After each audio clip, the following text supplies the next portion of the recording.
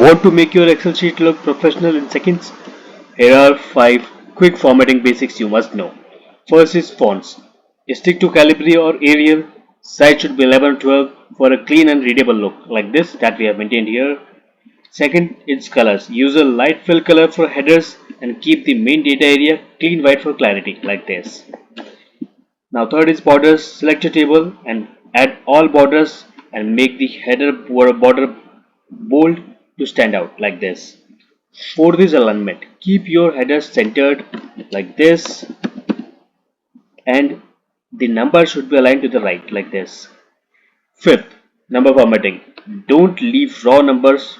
Use currency, percentage or date formats to make data easier to read like this. That's it. Clean formatting makes your reports look professional and leaves a great impression. Try it in your next sheet.